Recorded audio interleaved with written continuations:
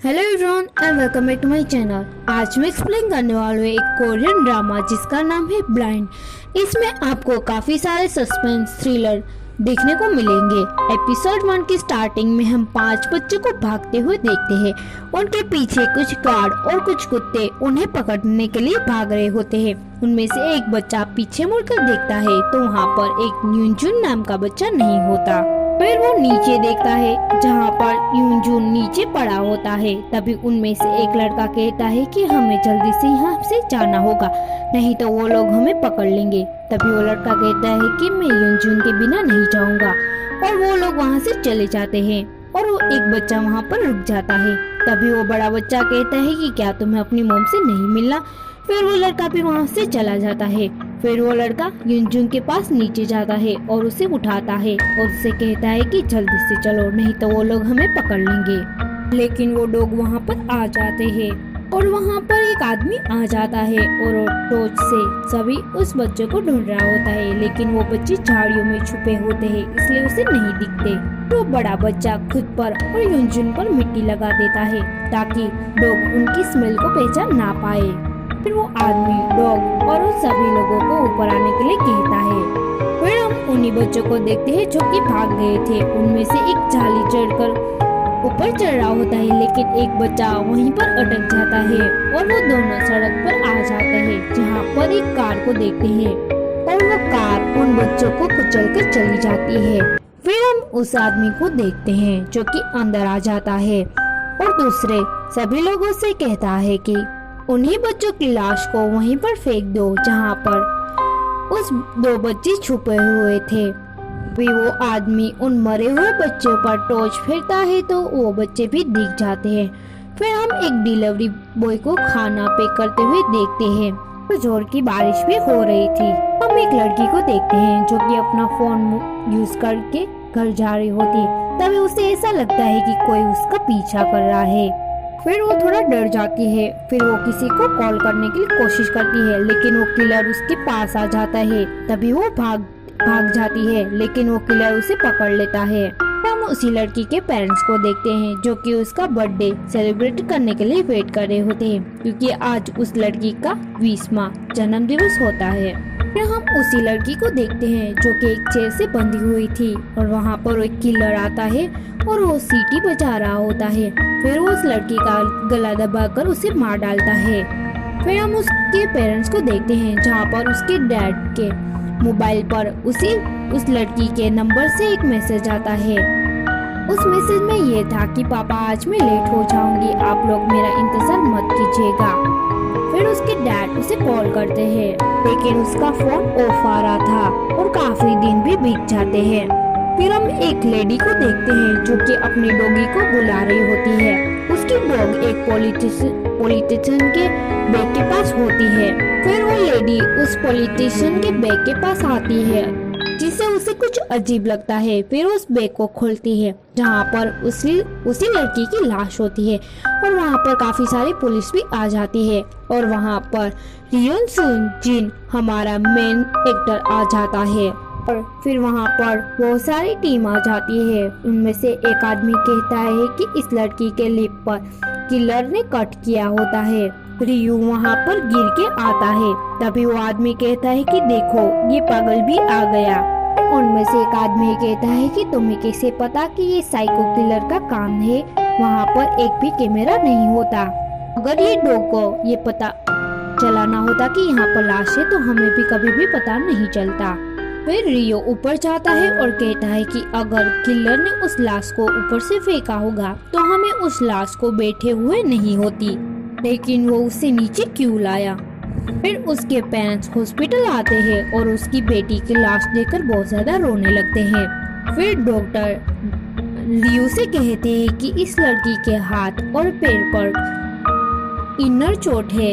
ऐसा लगता है कि काफी मुलायम डंडे से मारा गया है, इसीलिए उसके शरीर पर कोई भी निशान नहीं है। तो उसके लिप पर 5 सेंटीमीटर तक कट किया है। डिटेक्टिव अपनी टीम से कह रहा होता है कि इस लड़के का नाम जियुन है और एक वीक पहले इसके फादर ने इसकी मिसिंग रिपोर्ट लिखाई थी, लेकिन उस मैसेज से पुलिस को ये लगा कि वो लड़की भाग गई होगी। उस रात वो क्लब से घर आ रही थी और जहाँ पर उसने टेक्स्ट किया था उस लोकेशन पर रियोन और उसका साथी वहाँ पर पहुँच जाते हैं।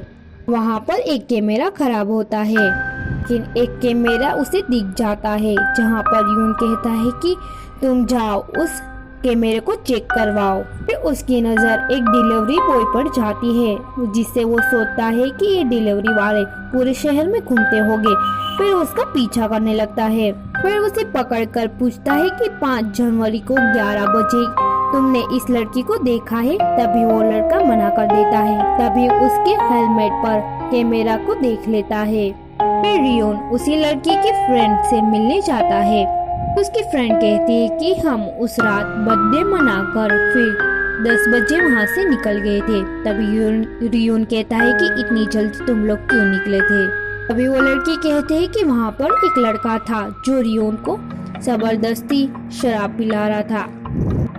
जियोन ने मना किया लेकिन वो चाकू दिखाकर उसे धमका रहा था। फिर हम उसी लड़के को देखते हैं तो एक लड़की को शराब में ड्रग्स मिलाकर जबरदस्ती पिला रहा होता है, लेकिन वो लड़की मना करती है। फिर भी वो चाकू दिखाकर उसे धमकाता है। तभी वहाँ पर रियोन आ जाता है और उसे मारता है। फिर हम रियोन को पुलिस स्टेशन में देखते हैं जहाँ पर वो लड़की जा रही होती है। तभी रियोन उसे रोकता है। फिर वहाँ पर एक और लड़की आ जाती है जिसका नाम होता है चोखिन। फिर वो कहती है कि तुम ये क्या कर रहे हो, तुमने इसका हाथ क्यों पकड़ा? तभी रियोन अपनी आईडी दिखाता है। फिर वो लड़की कहती है कि अब तो मैं जा सकती हूँ। तभी रियोन कहता है कि तुम्हें कभी भी ऐसा लड़का मिले तो तुम इसे ऐसे मारना ऐसे मारना। फिर वो लड़की वहाँ से चली जाती है और रियोन बोलता ही रहता है। फिर रियोन उसी लड़के से मिलता है और जियोन की फोटो दिखाता है और कहता है कि तुमने इस लड़की को देखा? तभी वो लड़का हाँ कर देता है। वो कहता है कि ये लड़की मुझे क्लब में मिली थी। वो कहता है, रियोन कहता है कि तुमने इस लड़की से मना किया था इसलिए तुमने इसे मार दिया। तभी वो लड़का कहता है कि ऐसी लड़की मेरे पास बहुत सारी है।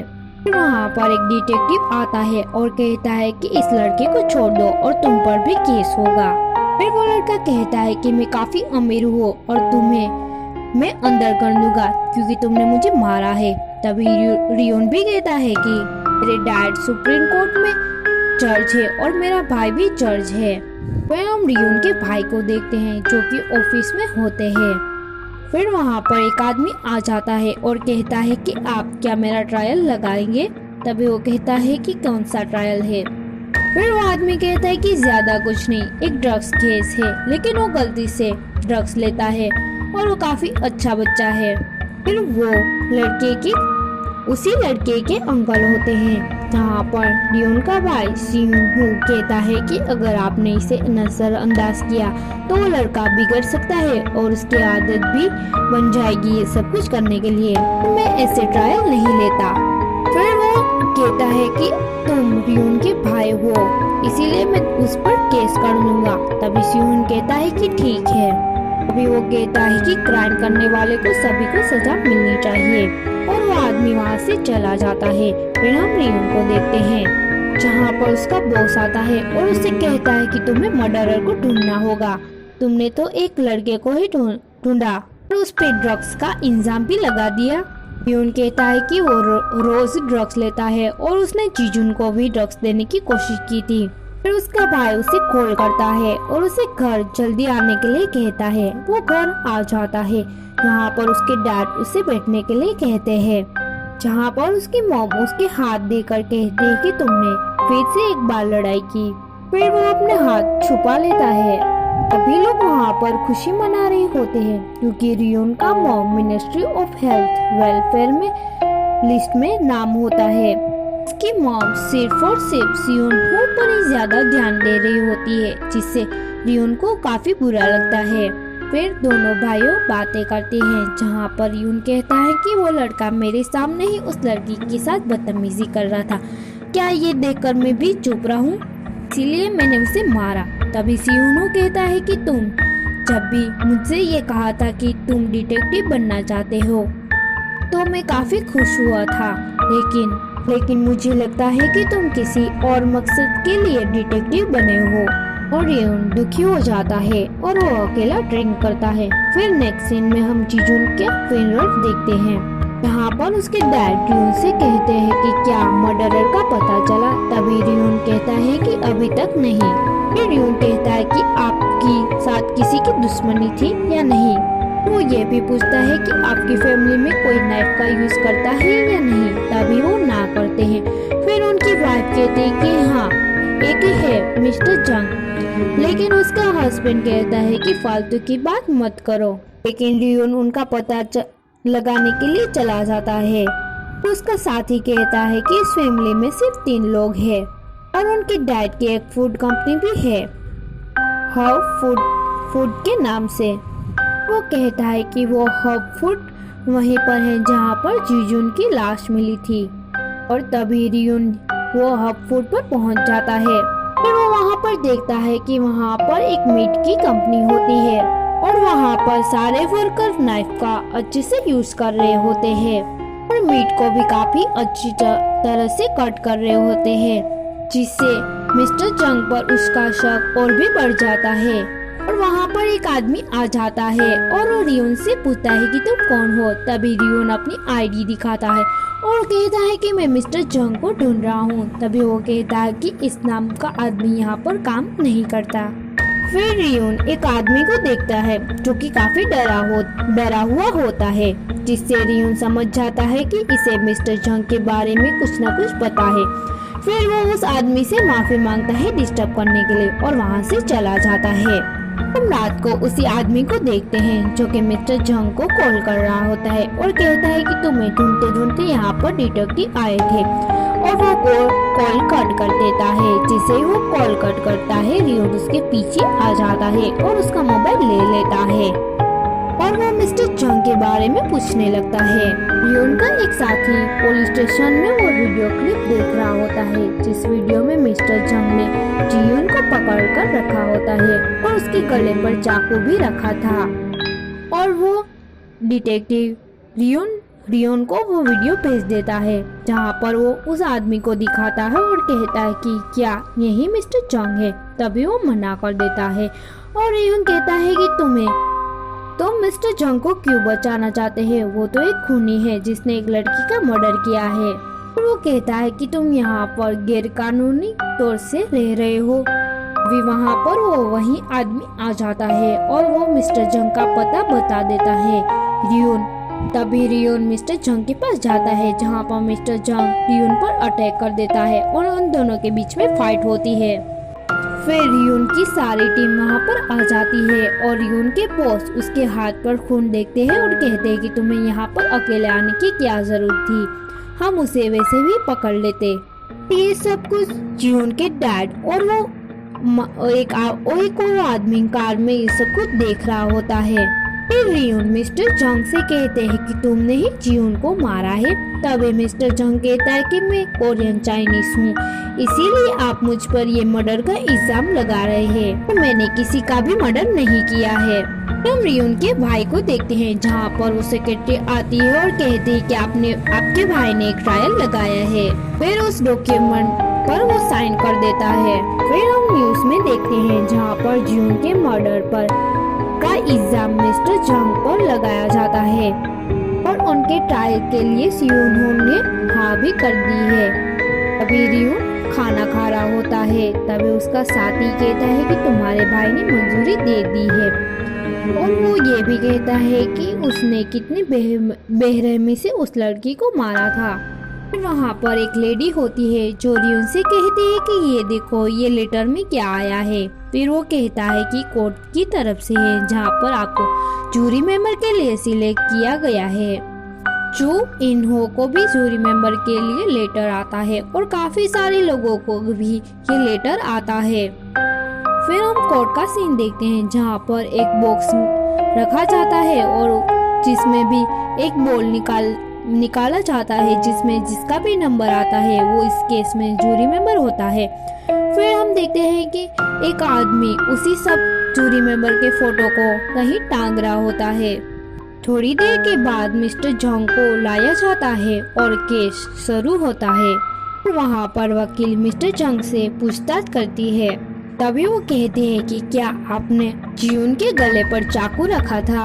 तभी वो कहता है कि जी उनके फादर ने मुझे सैलरी नहीं दी थी और उसके डैड को सबक सिखाने के लिए मैंने ऐसा किया था। तभी जीजून की मॉम कहते हैं कि तुमने थोड़े पैसों के लिए उसे मार दिया और बहुत ज्यादा रोने लगती है।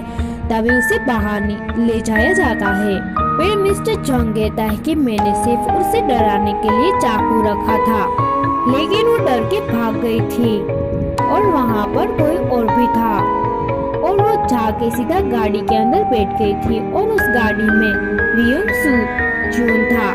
मिस्टर जंग कहता है कि रियोन ने ही उस लड़की का मर्डर किया है। हम स्टार्टिंग का सीन देखते हैं जहाँ पर एक आदमी कहता है कि तुम यहाँ पर हो और ये एपिसोड यहीं पर खत्म हो जाता है। नेक्स्ट एपिसोड के लिए मेरी चैनल को सब्सक्राइब कर दीजिए, लाइक कर दीजिए और शेयर भी कर दीजिए। और भी ऐसे ड्रामा देखने के लिए मेरी चैनल